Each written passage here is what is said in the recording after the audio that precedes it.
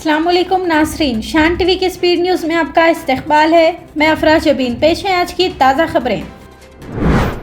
मरकजी वज़ीर दिफा राजनाथ सिंह ने ऑपरेशन सिंदूर की सालगिरह के मौके पर फौजी जवानों और मुसल्लह दस्तों की कुर्बानियों को खिराज अक़ीदत पेश किया। उन्होंने कहा कि आज हमारे जवानों की कुर्बानी की वजह से ही कौम महफूज है।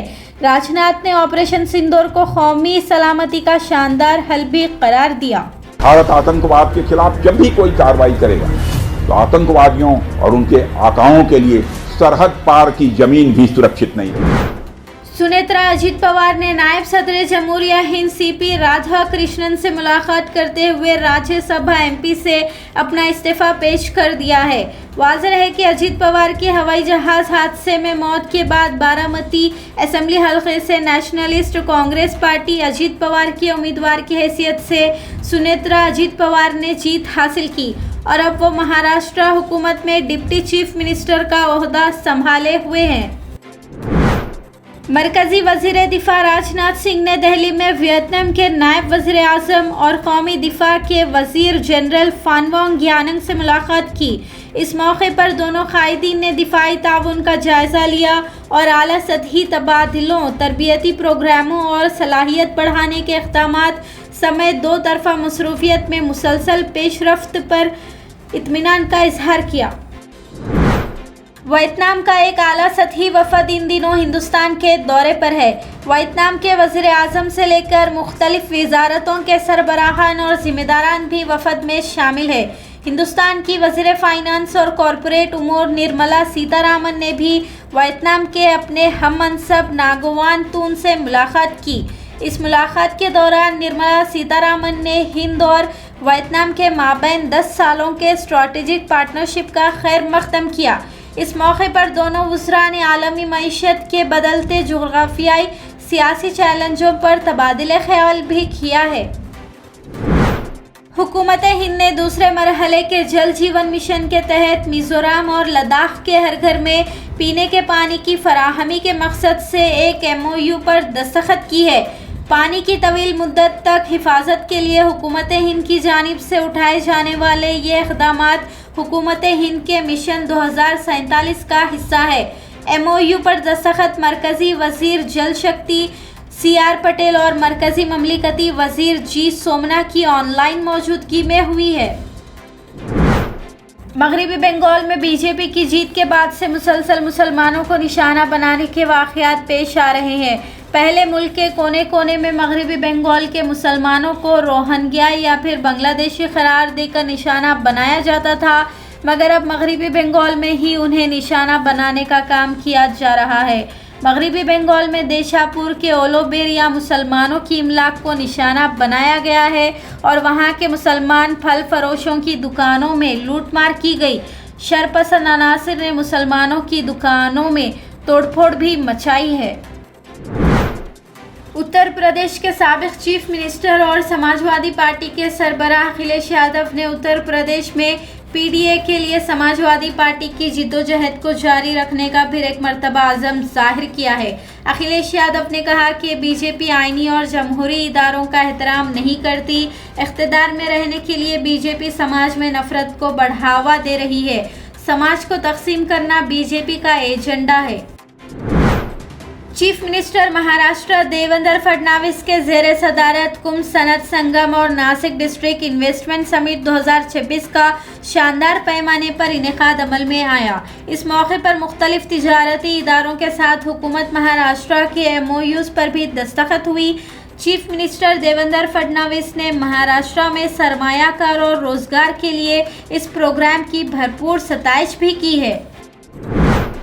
रियासती वजीर शहरी सप्लाई और आबपाशी उत्तम कुमार रेड्डी ने तेलंगाना सेक्रेटेरिएट में प्रेस कॉन्फ्रेंस के जरिए रबी के मौसम में धान की खरीदी से मुतालिक पेशरफ्त से मीडिया को वाकिफ करवाया।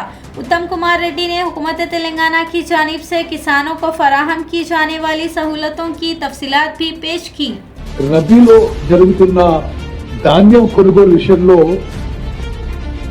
ఒకవైపేమో మా కాంగ్రెస్ ప్రభుత్వం స్వతంత్ర భారతదేశంలో ఎక్కువ ధాన్యం ఎక్కువ ధరకి కొనుగోలు చేస్తూ రికార్డు స్థాయిలో రైతులకి నేరుగా రైతుల జేబుల్లోకి అమౌంట్ ఇకపోతే దాన్ని ఒక దుష్ప్రచారం చేసి ఒక ఫాల్స్ ప్రొపగాండా ఒక గ్లోబల్ ప్రచారంతో రైతులని అయోమయం చేసే పరిస్థితి చేసే ప్రయత్నం బీఆర్ఎస్ నాయకులు చేస్తున్న విషయం మీ అందరూ గమనించాలని చెప్తున్నారు। बीआरएस पार्टी के deputy floor leader Harish Rao ने किसानों के मसाइल सुने और अनाज की खरीदी में पेश आ रही मुश्किलात दरियाफ्त किए। इस मौके पर किसानों ने अनाज के वजन में तसाद और नमी के नाम पर तौल के साथ छेड़छाड़ की हरीश राव से शिकायतें भी की है। बेवक्त बारिश के सबब भीग जाने वाले अनाज के धान के जखीरे का भी मुआयना किया है। रायतू संगम सभा से खिताब करते हुए साबिक रियासती वजीर दयाकर राव ने किसानों के हुकूक के लिए अपनी जिद्दोजहद को जारी रखने का ऐलान किया।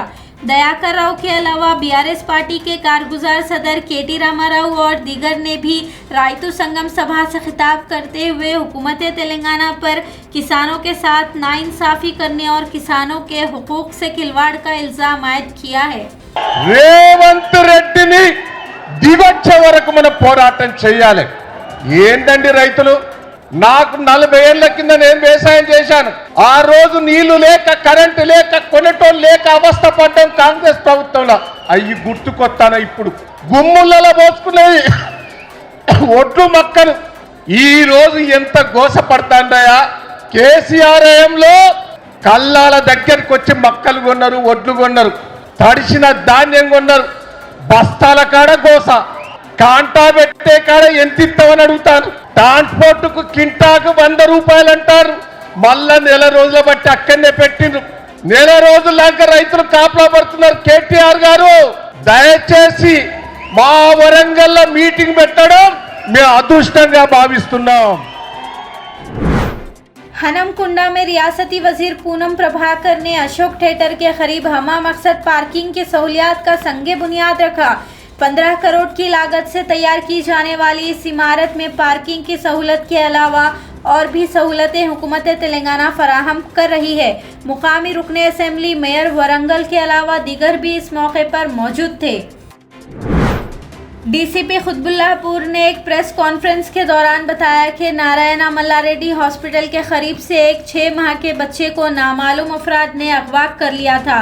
सुराराम पुलिस से वाक़ई की शिकायत के बाद अंदरून 24 घंटे न सिर्फ अगवाकारों का पता लगाया गया बल्कि अगवाशुदा बच्चे को तलाश करके वालिदैन के हवाले भी कर दिया गया है।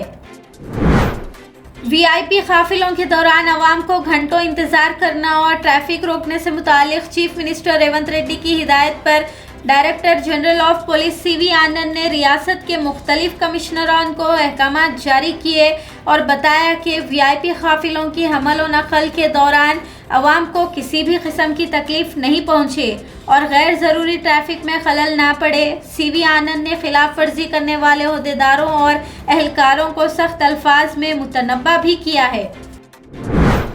करीमनगर के रुकने असेंबली और बीआरएस लीडर पड़ी कौशिक रेड्डी ने चीफ मिनिस्टर रेवंत रेड्डी और मरकजी ममलिकती वजीर बंदी संजय को चैलेंज किया है कि दोनों कायदीन अपनी नार्कोटिक टेस्ट कराएं। कौशिक रेड्डी ने कहा कि बीआरएस कारगुजार सदर केटी रामाराव अपनी तिब्बी जांच कराने के लिए तैयार है। उन्होंने पूछा कि क्या रेवंत रेड्डी और बंदी संजय भी अपना मेडिकल टेस्ट कराने के लिए तैयार है। सवाल విసురుతున్నావు भाई నువ్వు అన్నావు కదా డ్రగ్స్ అని కేటీఆర్ గారిని రా కేటీఆర్ గారు టెస్ట్ కి రావడానికి సిద్ధంగా ఉన్నారు టైం డేట్ ఫిక్స్ చేయి ఇలా నువ్వు బండి సంజయ్ గారు రేవంత్ రెడ్డి గారు కేటీఆర్ గారు ముగ్గురు పోయి ఇలా డ్రగ్స్ టెస్ట్ ఇద్దాం దాండి ఎవరు డ్రగ్స్ తీసుకుర్రో మేము మనకు తెలిసిపోతుంది కదా ప్రజలకు। हैदराबाद टास्क फोर्स और एचएनयू की टीम ने अचानक से 204 रॉडी शीटर्स की तिब्बी मंशियात की जांच कराई जिसमें 80% रॉडी शीटर्स मुस्बित पाए गए हैं।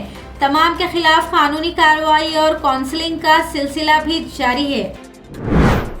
हैदराबाद पुलिस की टास्क फोर्स टीम ने सिकंदराबाद इलाके में कमर्शियल एलपीजी सिलेंडर्स की कालाबाजारी करने वाले एक गिरोह का पर्दाफाश किया है।